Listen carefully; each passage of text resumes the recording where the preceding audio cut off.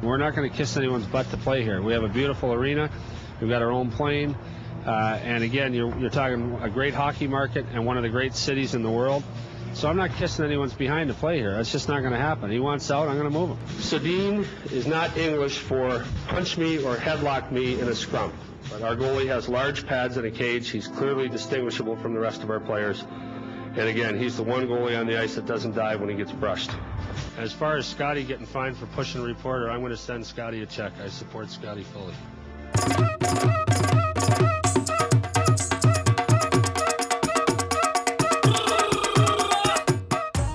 You're listening to the Harp Podcast with Harp and Raja.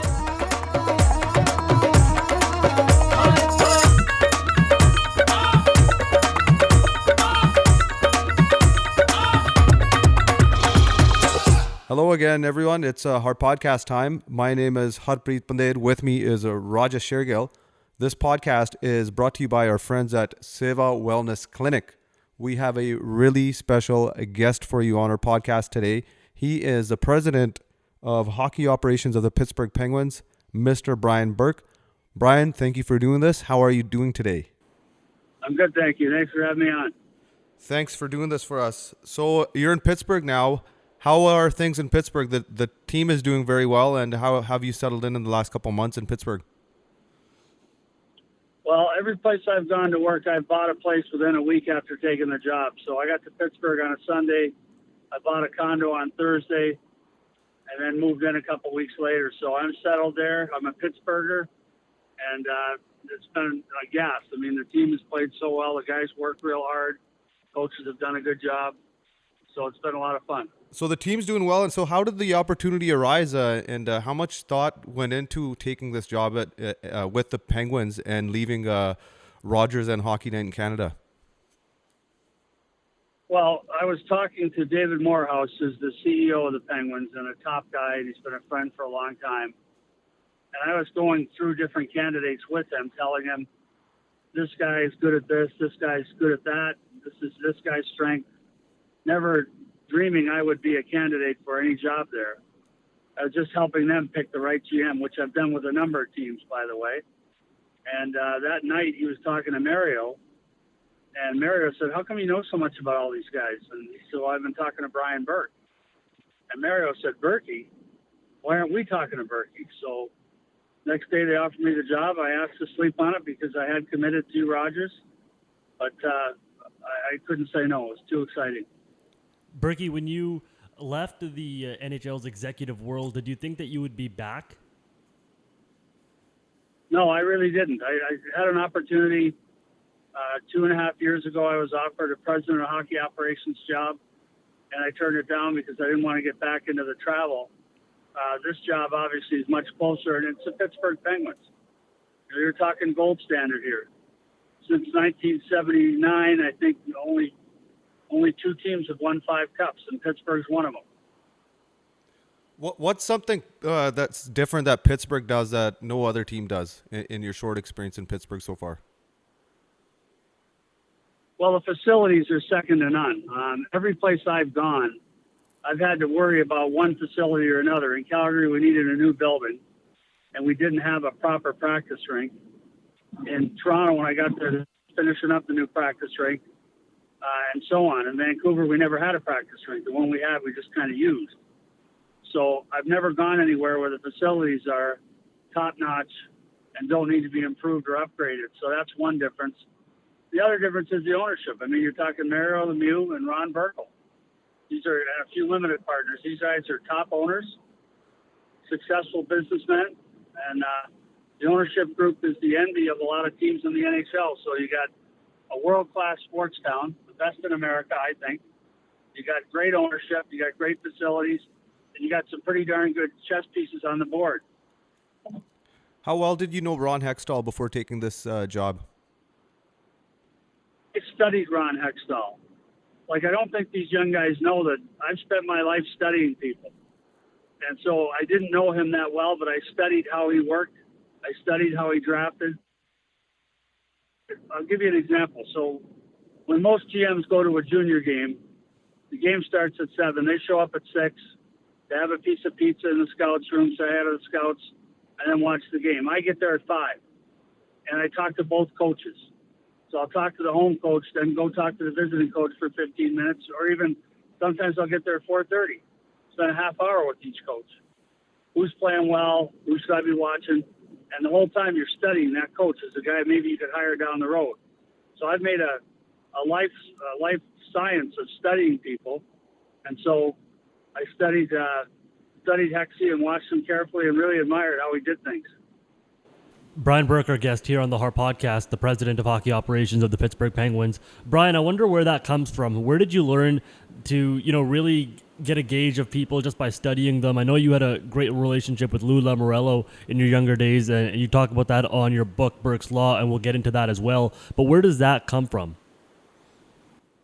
I think a little bit my dad was like that, and then watching Lou.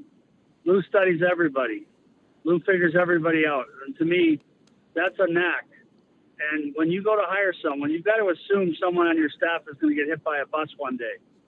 And so you should have a list of candidates. You should have been doing your homework before this and not suddenly say, okay, we're short. What do we do? But you say, okay, we're short. Here's my list of 5 guys I'd like to talk to about this job. Brian, what do you miss most about Hockey Night, and what do you not miss about it now that your role has changed with the Penguins and being director of hockey operations? Well, working at Hockey Night and Roger Sportsnet was a great job. When you like the people you work for and you like the people you work with, by definition, that's a great job. And that's what it was at Rogers and at Hockey Night. I enjoyed the people I worked for, and I enjoyed the people I worked with. So it was a dream job. I loved it. I missed the guys, but I like being back in the fight. Brian, I wanna shift gears to the Olympics a little bit. I know in 2010 or just after 2010, when you were talking to media and you were discussing the roster that you had made for the United States team, you said that you're not going to be able to construct a team with 17 or 18 skaters that are as good as Team Canada, and you approached a very top 6, bottom 6 model. I wonder, as the NHL gets set to go to the Olympics in 2022, how that model has changed for the United States, if it has at all. Well, they've got far more elite players to choose from. So I would say they've got a much deeper talent pool than we did. We kind of had to choose the team that way. So we took guys like Timmy Gleason and Chris Drury, who were really important players for us. Timmy Gleason led the tournament in block shots, I believe. I know he led our team. Killed every penalty. Chris Drury killed every penalty. So we had to take a team like that. And I still think there's merit to bring in guys who are good at specific tasks. But I think the U.S. team has a much deeper talent pool to choose from. Brian Burke, our guest here on the Harp Podcast. Brian, as you're writing this book, Burke's Law, and I know this isn't the first book that you've worked on, Behind the Moves as well as another one, but when you're writing this book and you're talking about your life story in hockey, how difficult, I guess, was it to go down memory lane all those years and really try and, write something from scratch that the audience and the reader is really going to value? Well, I started keeping a diary more or less after we won the Cup. I was approached at that point by Stephen Brunt to write the book, and I said no. I didn't think that. I said I got too much hockey in front of me, and so I started keeping a diary. So from 2007 on, it was a little easier. But I have a pretty good memory, and I've written some stuff down. So when I started writing the book, it was pretty easy. Some of those stories are ones you can't forget, like putting together the chapter about drafting the Sedin twins. It'd be pretty hard to forget any of that because it was such a intense time. Yeah, exactly. And that's kind of what I wanted to talk about next is just the Sedin twins and that deal that you made, or those deals that you made to get them in Vancouver.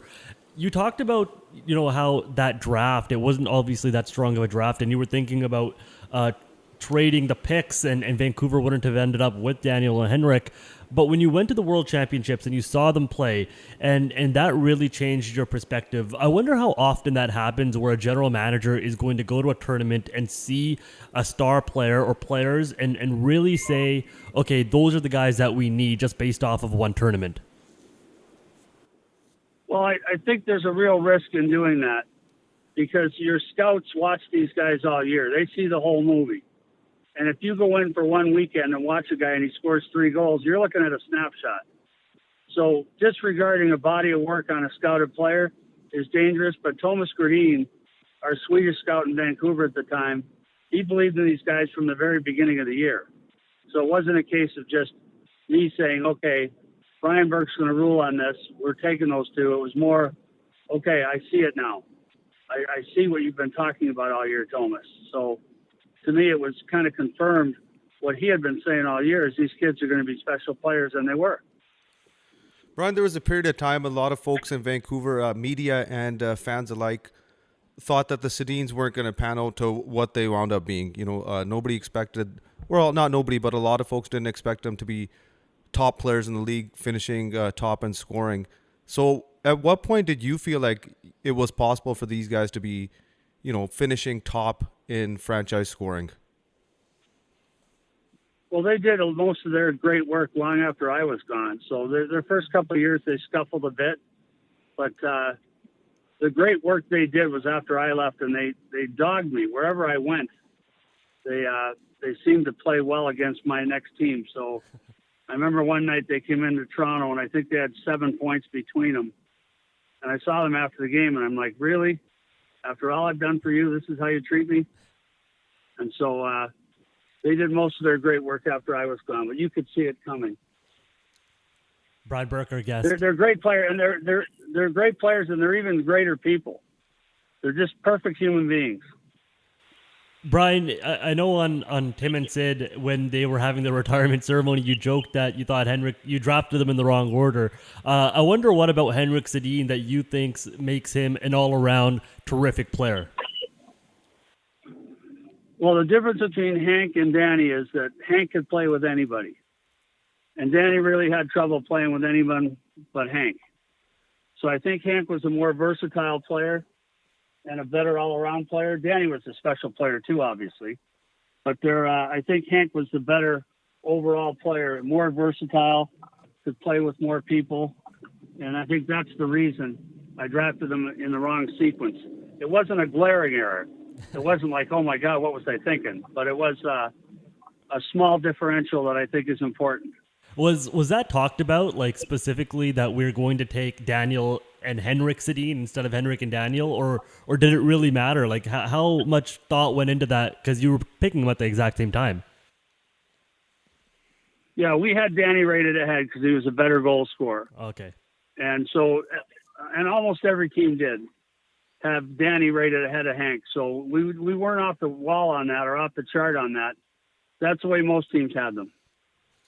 Most of your experience, Brian, it seems like it's always tied to Vancouver. You had your start with the Canucks, starting as assistant GM under Pat Quinn, and then obviously later down the line, 98, you took the position as general manager. There was always the stuff with the media. You had your weekly segment with Dan Russell, and there was other media members in Vancouver as well. Have things been cooler with a lot of these guys that you kind of butt heads with back in the past? Well, I think you have to go back and look at the origin of all those fights. When I got in a fight with someone in the media, it was almost never about me. It was about something they said about one of my players, or they went after my coach.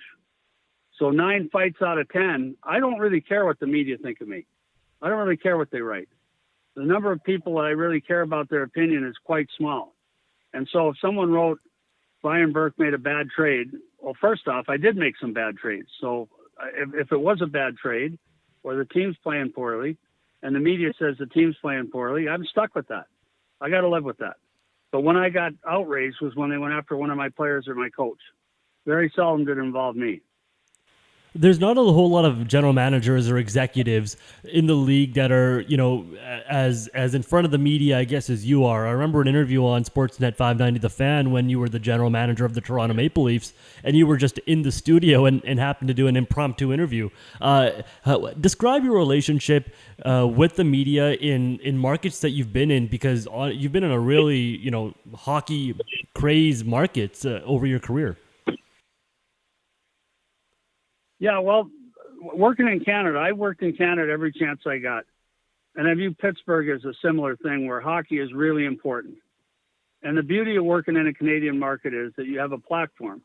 So I was able to do a lot of the charity work that's very important to me. And I had a platform. And yeah, my view is, and I learned this from Pat Quinn, we can only get 18,000 people in the stadium or in the arena, right? So GM Place, Scotiabank Arena, whatever, PPG Paints Arena. We can only get 18,000 people in there. And there's over 3 million people in Pittsburgh. So my only chance to reach them is if they read about us in the newspaper, listen to the radio, or watch on TV. So I've always viewed the media as an essential part of how we reach our audience. And social media is new since I came in, obviously. And now that's a critical piece of how we reach our audience. So I've always placed great value on the media. I just insist on certain standards, that they observe certain levels of fairness and honesty. And when they go after one of my players and they breach that protocol, in my mind, then we got a problem. Brian Burke is our guest here on the Harp Podcast. Before we continue, a quick word from our friends at Seva Wellness Clinic. Hey, have you been in a recent car accident? Does life having you feeling in a lot of pain? Check out the folks at Seva Wellness Clinic. Located on Scott Road in Surrey, open 7 days a week, Seva Wellness Clinic offers chiropractic, physio, and massage therapy. And they do direct billing, which means that you pay nothing, whether it is ICBC, WCB, or private health insurance. Seva Wellness Clinic has you covered. Book online at savawellnessclinic.com or call 604-599-0050. Brian Burke is our guest here on the Harp Podcast. Brian, I just want to get into the development of hockey within the United States. There's a new TV deal that has just been finalized with ESPN and TNT as well. I just wonder where hockey is in the United States now with the demographics changing and with the new TV deal. How much is that going to impact the National Hockey League's fans in the United States? Well, I feel like I've watched a great deal of the emergence of the NHL in real time in my career. So when I first worked for Gary Bettman in 1993, we were really a mom and pop league. It was really a low revenue. We had labor strife. We didn't have a solid TV deal. And I watched how Gary has made the league emerge. And the factors in the U.S., I think you got to go back to about a half dozen or so. Number one is the Miracle on Ice.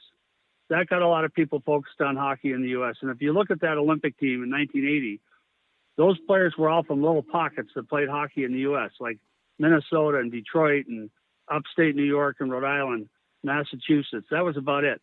Now I think players from 37 states have played in the NHL now, I think. I might be wrong on that. So that's number one. Number two was the Gretzky trade. That gave a real jump start to hockey. Number three would be Minnesota moving to Dallas, and the Dallas Stars, their commitment to building arenas and building youth hockey, and then expansion to the South. You bring in Tampa, you bring in Carolina, you bring in Arizona when they move there from Winnipeg. So there's a steady move south, and you can't overlook minor league hockey. Wherever minor league hockey springs up, youth hockey springs up around it as well. So it's a bunch of factors, and USA Hockey's done a great job. You're listening to the Harp Podcast. Today we have Brian Burke, President of Hockey Operations of the Pittsburgh Penguins. Brian, you mentioned Gary Bettman, and you talk about him in the book as well and your relationship with him, especially during the time when you worked with him at the NHL. In Canada, he doesn't get the respect or the credit as he probably deserves. He still gets booed every time he's out there presenting the cup. You talk about it, how he saved some of these Canadian franchises and how he doesn't get probably enough credit as he deserves. Yeah, I used to rant and rave about that, and I've kind of given up. I say to people, you would have to assume I have a better base of knowledge than you have about Gary Bettman. I worked for him. I worked with him. I've watched him turn this league into a giant enterprise, a charitable mega. Like you look at what we do charity-wise, Hurricane Katrina and Hockey Fights Cancer, and these are all things, international hockey, outdoor games. These are all things that came to fruition under Gary Bettman. He's been amazing for our league, amazing. And people don't want to give him credit for that. Well, I've given up trying to change their mind. I know this. I know he's a brilliant executive. I know he's a great human being. No, I'm with you. I'm with you, Brian. I think that out of all the four major professional sports leagues, Gary is the best commissioner out of all of them, and it's kind of just the cool thing to do is boo him at the draft or boo him when the cup is being presented. Brian Burke, president of hockey operations with the Pittsburgh Penguins, joining us here on the Harp Podcast. Brian, I want to circle back to your time once again in Vancouver.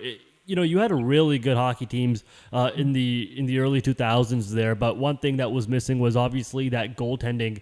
I wonder how much or how aggressive that you were in trying to acquire a goaltender, or was the team really, did the team really have faith in the goaltending tandem that they had there at that time? Well, it's interesting because that will be viewed as my biggest failure in Vancouver is not solving the goaltending issue. But I will tell you, we talked to our senior player group about it, and we were like, do we need a goaltender?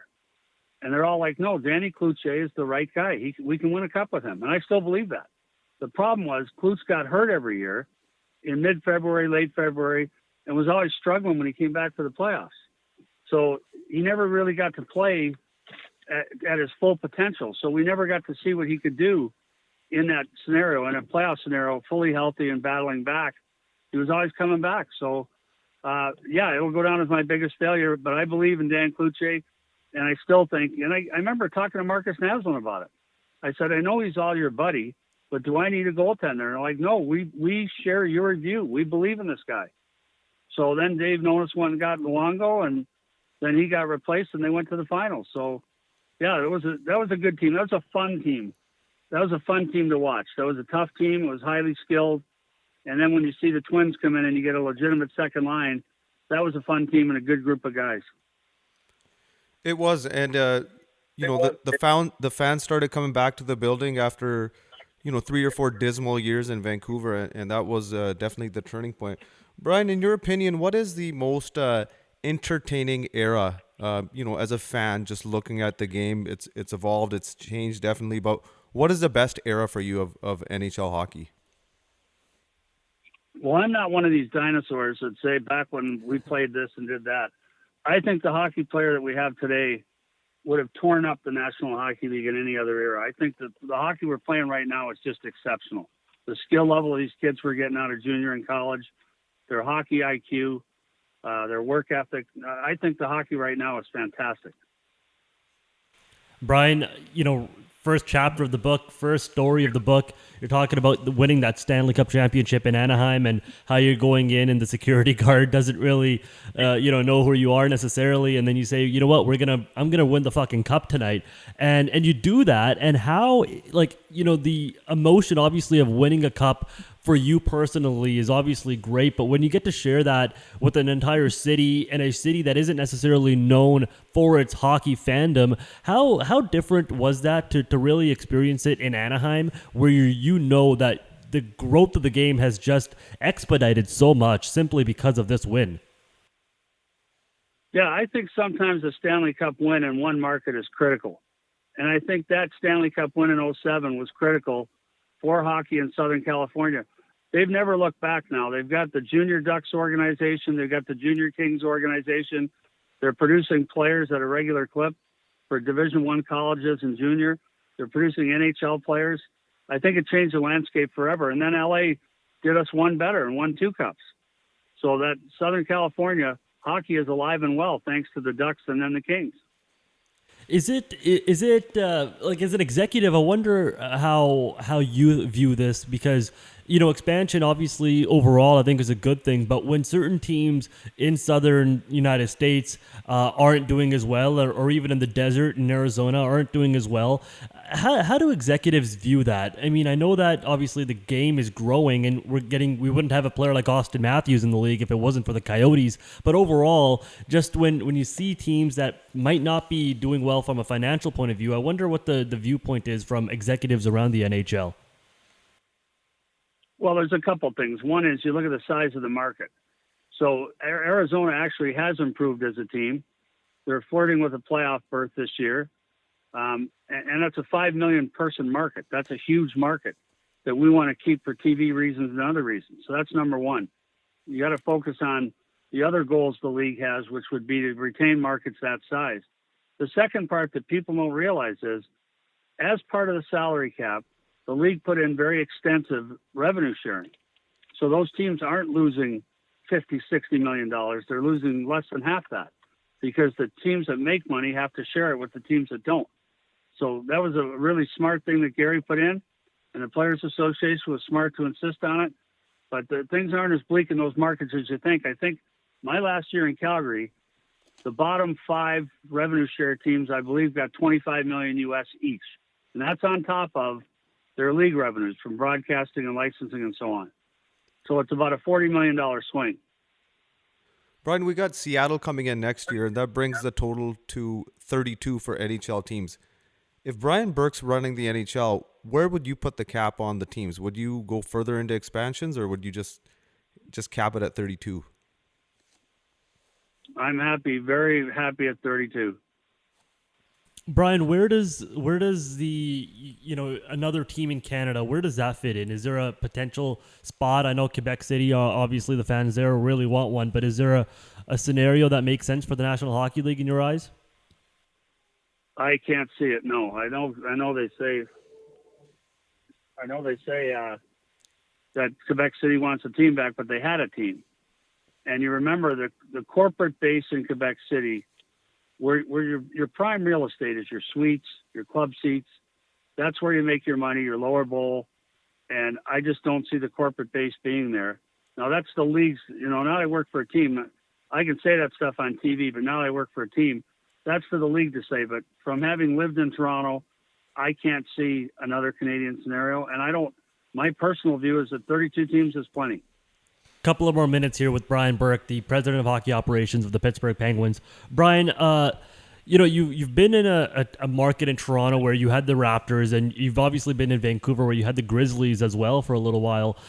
What's the relationship like when you have two teams in one arena sharing it? And obviously, in both of your experiences in Canada, it was the hockey team that gets most of the limelight.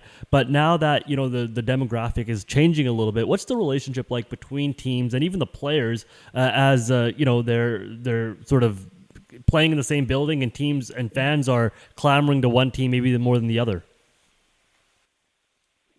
Well, we went through that in Vancouver. We owned the Grizzlies too for a while. Went through it in Toronto with the Raptors.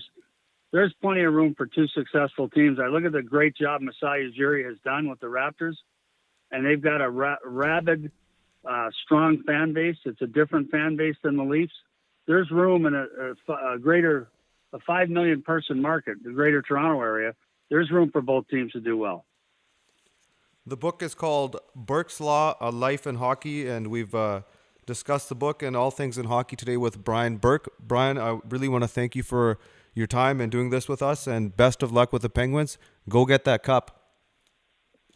Thanks for having me on, guys. I appreciate it very much. This portion of the Harp Podcast brought to you by Infer Trainer Canada in Olympic Village, the hottest and safest workout in the city. Burn up to 800 calories in less than an hour. Mention this podcast for 50% off. And don't forget to keep listening for your chance to win free sessions.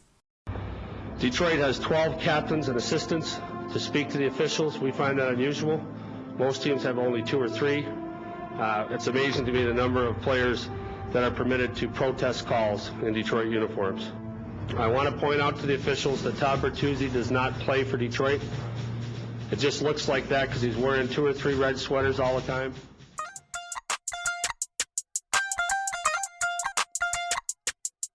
You're listening to the Harp Podcast with Harpreet Bandir.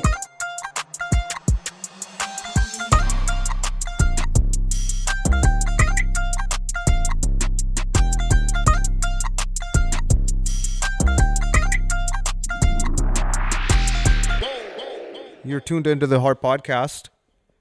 Harpreet Bandir, along with Raja Shergill, as always. We just finished up chatting with the president of hockey operations of the Pittsburgh Penguins, Mr. Brian Burke. We had a lot of fun with it, Raja. What do you think? Yeah, one of the best interviewers or interviewees, I should say, in the hockey world, Mr. Brian Burke. One of the best people in hockey to really chat with because he is such an outspoken person, and in the hockey world, we know that's kind of hard to come by sometimes. So it was great to chat with Brian Burke, a Stanley Cup champion as well. At first, I was trying to think maybe top 5 who would I want from the hockey world, NHL, and I'm thinking about it. I can't even fit 5. Maybe I would want Mario Lemieux. Maybe I'd want Wayne Gretzky. Brian Burke never played an NHL game, but he is a top executive, and what an interview. He's just he's always been a straight shooter. You can call a spade, and there's not too many like him. So he's a very talkable guy, and you can just ask him any question, and he can really give good insight. And I loved reading his book. If you guys haven't read it yet, the book is called Burke's Law: A Life in Hockey. And I just like the natural conversation. Anytime you read about F-bombs, about behind the scene, that, this is the way they talk. And anyone who's played hockey, it's not you can't take your kids into that conversation. You'd have to cover their ears because there's so much swearing that goes on. But, Brian Burke's just got so many life experiences and all the guys that he's dealt with, right? Like when you go back to his time at Providence University, how he met Lou Lamoriello, that was his mentor. He meets Pat Quinn through that, the minor affiliate there with the Philadelphia Flyers, meets Pat Quinn, builds a relationship there, goes on to land the job in 87 there with the Canucks as assistant general manager, and he was off and running by then. Yeah, and his relationships with Lou Lamoriello and Pat Quinn as well, he talked about how much those have impacted what he has become as a person, and how he models or just addresses the game of hockey when it comes to interviewing coaches, interviewing general managers, interviewing players, and trying to figure out who the best fit is, right? He's said that whichever coach he has, whichever general manager he has, he's always looking down the road because you never know what can happen. And a lot of those skills he learned from guys like Lou Lamoriello, who is obviously one of the best general managers in his own right. And Burke, you talked about him being a top 5 interview or top 3 interview. Like, he's going to the Hall of Fame as well at one point, right? He will be in the Hockey Hall of Fame, at least in my opinion. No doubt. He's got that cup in Anaheim. He's got his experience with other teams, whether it be the Canucks, the Flames, the Leafs, his time at the NHL, working as Gary Bettman's right-hand man. Is there an executive in the league that has managed more hockey more hockey mad cities than Brian Burke? Like, you've got Toronto, you've got Calgary, you've got Vancouver, you've got Pittsburgh. Even Hartford, he spent time there as well. Anaheim might be the one that is the least hockey crazy, but that's where he ended up having the most success, obviously. But I just can't think of anybody who has really, been in that limelight for the, most part of their career. And Brian Burke has obviously done that. The only other name that comes to mind is Pat Quinn. And Toronto, Philly, Vancouver. Yeah, and he also coached in Edmonton for a brief period there too. And Brian talks about it in his book. Anytime he's compared to Pat Quinn, he takes that as a great compliment. Well, especially here in Vancouver, right? Like the name Pat Quinn in Vancouver resonates big time, and Brian Burke is Pat Quinn has a lot to do with the Brian Burke story as well, and you can read about that all in his book Burke's Law.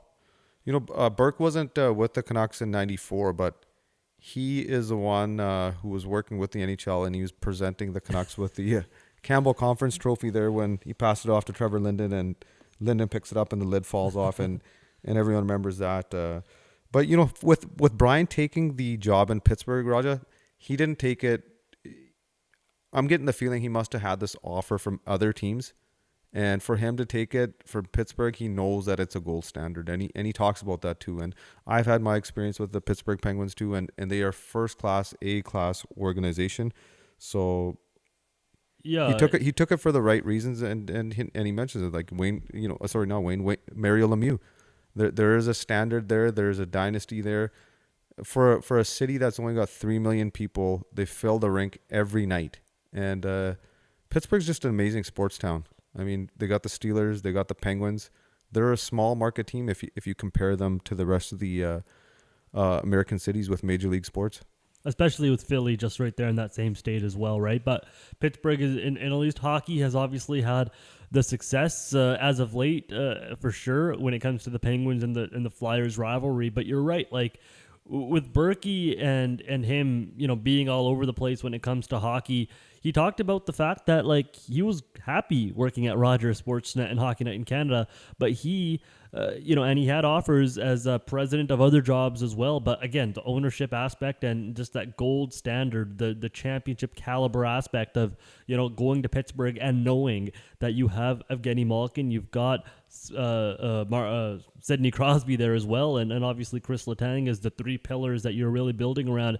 You are going for the Stanley Cup almost every single season when those three players are your core, especially Sidney Crosby. So, right now at the time of this recording, the Pittsburgh Penguins are at the top of their division, and the Stanley Cup aspirations are as strong as ever in Pittsburgh, and they're led by Mr. Brian Burke.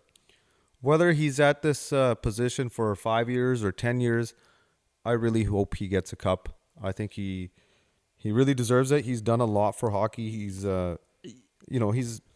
just a great ambassador for our game. And another thing, he talked about it there in the show, is like, I think a lot of people have this perception of Brian Burke that he's an old school, 1980s hockey tough guy, right? Like that's the kind of hockey he wants, and his famous word is truculence, and I'm sure that's the kind of team that he kind of does want to build around. But at the same time, he also says that the hockey now is the most exciting hockey that there's been in, the history of the NHL, and that is also the type of hockey that you need to win in 2021 as well. So I think he realizes that even though he might not agree, perhaps, he never mentioned that as well, but I'm just sort of guessing here, even though he might not agree with the lack of toughness, I guess, in today's NHL. I mean, I'm probably a little bit of a dinosaur in that sense, but he realizes also that that's the speed and skill aspect of hockey is how you win Stanley Cups now in today's NHL. So, he's very much growing with the game. He's very much on this the right side of history, I guess, when it comes to the National Hockey League, and he does so much work that we never got into with all sort of activist movements in the National Hockey League as well. So just great chat with Brian Burke there. I think if it was 10, 15 years ago, he might have not even given us this interview. He's much calmer now, much cooler. It seems like with age, and but some of those feuds that he had, I remember they were classic. There was a weekly segment he did with Dan Russell, and it was Wednesdays on Sports Talk, and I know he feuded with Dan. He had it with Neil McRae locally. It goes on, and there was an offer sheet in Edmonton, which was famous, and they're talking about a fist fight with Kevin Lowe, classic stuff like that, and just the Burkeisms. There was a Sedin, it's not Swedish for kick me, punch me, or however it goes. Then there was a one, my favorite one is, how he didn't want to sign Trent Clapp back in the day. And he's like, yeah, you know what? I'm happy to drive him to the airport. Yeah, that's great. Like ruthless, right? Ruthless is how you would describe Brian Burke in the, I guess that's the best way of describing him back in the day. And now, again, because of the way he was on TV, you got a different side of Brian Burke. But man, just a great interview to talk to him. Great opportunity that we had to talk to Mr. Brian Burke. So hopefully we can do it again someday. And again, hopefully we're talking about Brian having a Stanley Cup to add to his resume once again. That was this week's pod on the Harp Podcast. Do follow us on Twitter and Instagram. We are at the Harp Podcast. You guys can DM us there if there's any questions or any suggestions, any advertising inquiries. Do reach out. We also have an email too, right, Raja? What is it? theharppodcast@gmail.com. We also got a phone line hooked up. We'll get that information later. If you guys are really, not that tech savvy, or you don't want to email or DM or whatever, we'll give you that number in future episodes. And also, we are brought to you by Seva Wellness Clinic. Yeah, let me tell you about my friends at Seva Wellness Clinic. These guys are located right on the kitty corner near 88 and Scott Road. And I see a guy by the name of Ollie. He does great work. When my back and shoulders are mangled, I go see this guy. And we talk hockey too, Raja. This guy has played in the WHL for the Tri-City Americans. They just got a wonderful staff. They're all smiles, even though they're wearing masks. And you feel at home when you go in there. They provide a great service. True professionals at Seva Wellness. Do check them out. And that does it for this week. Everyone keep safe out there and keep listening. Tell your friends that we are on, and we are the hot podcast.